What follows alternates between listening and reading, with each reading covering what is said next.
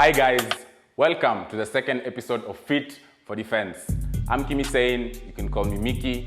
I'm a martial artist, a stanceman, and generally a fight enthusiast. With me today is Brian. He's a stanceman, a martial artist, and a general enthusiast of life. He's going to help me demonstrate the techniques. Let's get to it. I said, empty your mind. Be formless, shapeless, like water. In this episode, we're going to feature 3 techniques. 1 single hand technique and 2 double hand techniques that ideally de-escalate a lapel or collar grab situation. First technique, a single hand collar grab. How do you go about this? First things first, work on your posture. You have to be stable, you have to be strong. After working on your posture, the second thing is to hold that hand in place. Reinforce their grip. If he's holding onto your shirt, put your hand on top of theirs and reinforce that grip. Then secondly, we want you to twist from the hip all the way up through your backbone to your shoulder. You want to involve as much muscle groups as you can to create effectiveness strength-wise, right? So after reinforcing the grip, you will turn to the side, swift and hard. Turn to the side, keep that grip in tow. So supposing I am holding the hand with my right, reinforcing, and then I will turn. I am going to use the other hand to reinforce pressure onto the elbow. Remember, the elbow only bends one side. So if I reinforce that pressure onto the other side, the elbow will not bend, which will make them move the whole body. My intent is to drive them down. At this point, the grab becomes extremely painful, extremely uncomfortable for them, right? So this should help you to loosen that grip or to have them let go completely. And the last thing is to create that distance. Always remember, the end point of self-defense is creating distance between you and the perpetrator. That keeps you safe.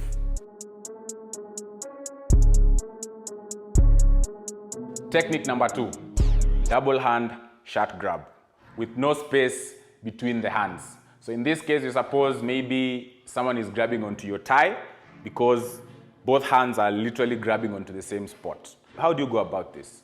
First things first, posture. We'll always begin with your posture.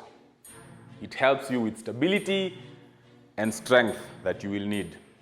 So, you're going to build a proper posture, then you're going to build a cross arm, okay? Your cross arm goes all the way to the side, and when you do this, you also make a step to accommodate the space that you're going to need. After making that cross arm, you reinforce your hand with the other hand. I'll try to explain.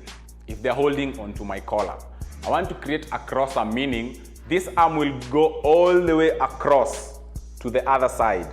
And then I will use my other hand to frame up, keeping my elbow high so that I engage more muscle groups. If my elbow is low, that means I'm not engaging much of my muscles.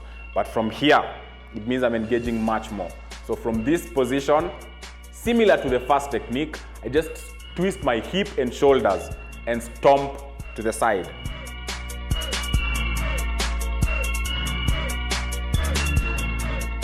Again, same thing. The only difference this time is that seeing as he's holding with both hands, it's actually more hard to hold on because it puts them at a very weird position.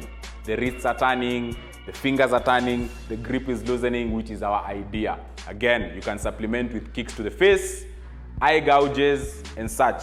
The end game here is to create space between you and the perpetrator. By that, you will be safe.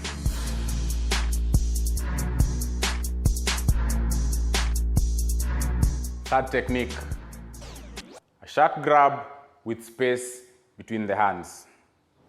Let me explain. So this is going to be the posture, like this. If I'm the perpetrator, I am holding your shirt on both sides with space between my hands, meaning this distance that we talked about, or rather this straight line that we talked about, all my areas of weakness are open. It's different from the previous technique where you have this kind of hold, I have already blocked that straight line with my hands. In this position here, it's different. So in a sense, this is easier for you to defend yourself because the perpetrator is openly exposing his weak points. You can go for the eye gouge, you can go for the nose punch, you can go for the throat hit, you can go for the solar plexus.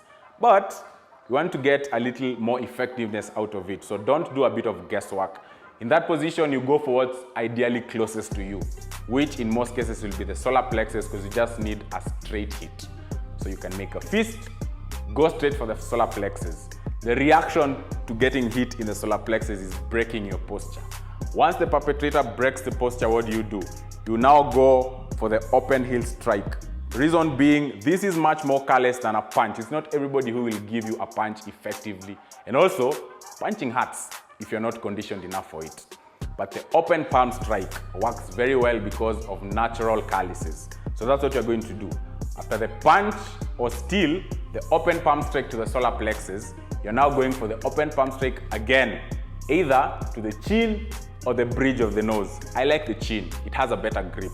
You're going to push up and forward. So you punch with an upward and forward motion, basically putting the perpetrator at a very uncomfortable position because if you push forward, that means you push them as such. They cannot be able to see you, and where the head goes, the body goes. They lose their balance, you shove them behind. Your plan is to create distance between you and them. By doing that, you're safe.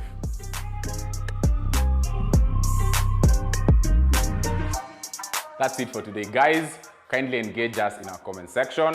I would like to send a shout out to Jojo Dwar, Kid Crowder. Your point will be featured in an episode soon, and it will be fire. Till then, please share and subscribe and stay fit.